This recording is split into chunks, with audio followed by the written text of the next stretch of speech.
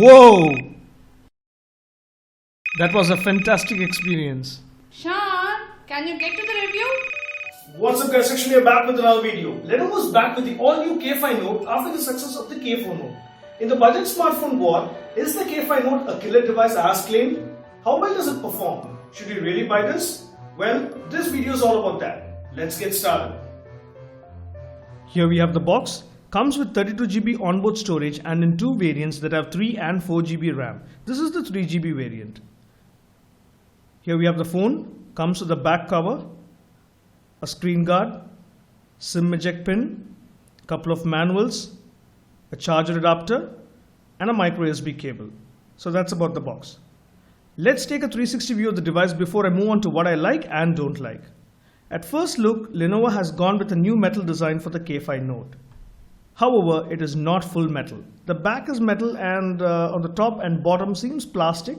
Even I guess the sides are plastic. The design reminds me of the Redmi Note 3. What do you guys think? Would you agree with me? Let me know in the comment section below.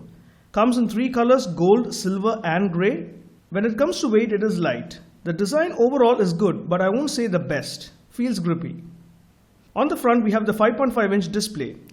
On top, we have the front-facing camera, earpiece, LED notification and other sensors. Bottom, we have the illuminated touch capacitive buttons. On the right, the volume rocker and power button. On the left, the SIM slot. It's a dual SIM 4G mobile. VoLTE support to be added later with the software update. The slot is hybrid, which can take 2 SIM cards or 1 SIM card and a micro SD card for expandable storage. Bottom, we have the primary microphone and the micro USB charging port. On top, we have the 3.5mm audio slot. At the back, we have the rear camera with flash, a secondary microphone, a fingerprint sensor, and here we have the speaker grill. So that's about the device. Let's get to what I really like about the K5 Note. First is the display. It comes with a nice 5.5-inch Full HD display with a pixel density of 401 ppi and the resolution is 1920x180. The display color reproduction on this is good. The viewing angles are nice indoor and outdoor. Touch is responsive. The screen to body ratio overall is good. You do get a few options to customize the color settings. Next, let's get straight to the performance part, which is important. K5 Note comes loaded with the Helio P10 CPU clocked at 1.8 GHz. It is a 64-bit octa-core chip bundled with Mali T860 GPU and 3GB RAM. It also comes in a 4GB variant. The hardware combination, though not the best, does a decent job and handles everyday tasks with ease. Here is a quick look at the benchmark score. The phone is snappy. Multitasking, watching videos, running multiple apps, the device seems to do a good job. Though strictly not for hardcore gamers. On the gaming front, it handles some high-end games well at medium setting. I have tested it playing some graphic intensive games and it runs smooth but minor frame lags at times. For a change, instead of Asphalt 8, let's try Need for Speed.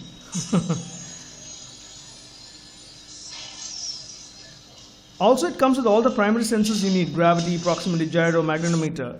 It does not have NFC support. Next is the camera. The rear camera comes with a 13 megapixel shooter and on the front we have an 8 megapixel wide angle shooter. Both take good pictures in well lit conditions. There are a few things that I don't like about the camera which I'll cover later in the don't like part of this video. The rear supports face detection and the camera app is simple to the core. Lacks many manual controls. You can shoot Full HD videos with the rear and 720p videos with the front camera. Take panorama shots and do a few more. Here are a few samples out of the camera to give you an idea.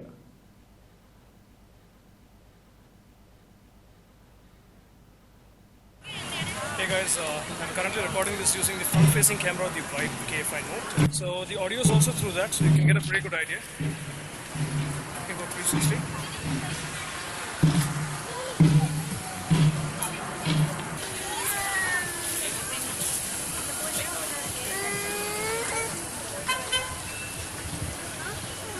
Next is the fast fingerprint sensor. It is accurate and fast. Here is a demo. 1, 2, 3. Also, more than just to unlock the device, you can configure it to take selfies and some additional functions. Next stands the software. It comes with Android Marshmallow out of the box with Lenovo's Vibe UI on top. It is smooth even with 3GB version with multiple apps, etc. One highlighted feature that is introduced with the K5 Note is the secure zone.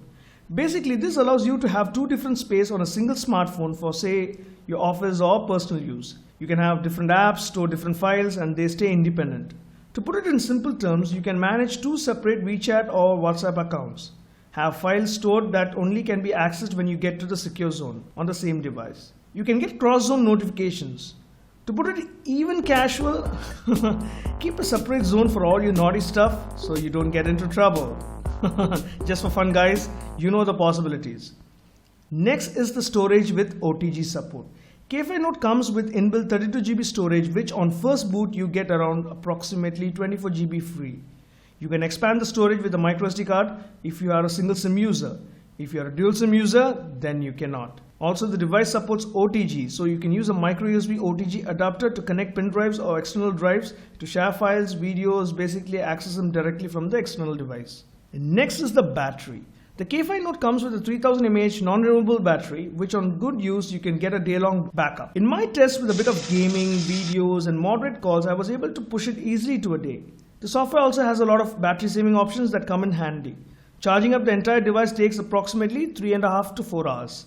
And finally comes with Data Max technology, which is one of the major highlights that allows you to convert your smartphone to experience virtual reality. Watching movies, playing games, gives you a nice personal large screen experience. But you'll need an Ant VR headset which needs to be bought separately. You can use this feature on any apps or content that are on the device and enjoy it like you're in your own virtual space. For example, if you're seeing a movie, you can experience it like you're watching it on a super large screen. Previously, the issue was with the navigation part where, when you're using the VR, it was kind of tough to sync a mouse and navigate and use your fingers, etc. Now, with the introduction of the Bluetooth VR remote, it becomes quite easy to navigate around. I'm yet to try it out. We'll keep you guys posted on how it goes. I really like the movie watching experience on this, but again, prolonged use is not advisable and may cause strain in the eyes, so minimal use is advised. Now some generic things. K5 Note comes with a single rear speaker, has nice audio output and supports Dolby Atmos. The audio quality is loud and clear. Make sure you play around with the Dolby settings. You also get FM radio with the device, however, you need separate pair of earphones for it to work. Now the most asked question, does this phone get heated? While charging up the device and with playing heavy graphic intensive games that pull more power, I can see the device gets a bit warm. Heat, you do feel it on your hands. No overheating though. Warmness these days are common on metal phones. They will exhibit some heat. As long as they are in control, it's better. Now let's get to what I don't like on the K5 Note. First thing is, unlike the K4 Note which has a separate microSD card slot, the K5 Note comes with a hybrid slot which allows users of dual SIM left with an option of no expandable storage. Next is, it does not support fast charging. Third thing is, the screen does not have Gorilla Glass protection. Not sure why this was left off. Seriously weird. The fourth thing is, the camera at times when shooting videos is very slow to focus on objects. I have to tap to focus most of the time. Also lacks manual controls. With no optical image stabilization, you get a lot of shakiness. And also I don't see slow motion option, which nowadays is kind of standard in budget devices. Weird. Also in low light conditions, the photos are very grainy. The flash is not dual tone. I'm not sure what's cooking on the camera. Hope Lenovo can come up with an update to address at least a few of these, which are not hardware related. The fifth one is, the pricing seems to be a bit high when compared with its specs and build quality. And the final one is, at times in secure zone, I feel the device lagging should be a software issue that needs to be checked on. So overall, if you ask me, should you buy this device? I personally would say only choose this device if you are a VR lover and want to experience VR. Also, if you want to enjoy a lot of multimedia content. VR experience on this is really good. However, this is not a gaming device, nor a high performer or a killer device.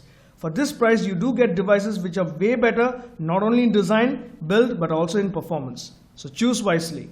If you have any questions, post them in the comment section below and I'll try to answer them. So hope this video is informative to know more about the Lenovo K5 Note. If you like this video, hit the thumbs up button below and don't forget to subscribe. What's wrong? Damn, the power's gone. Get the torch.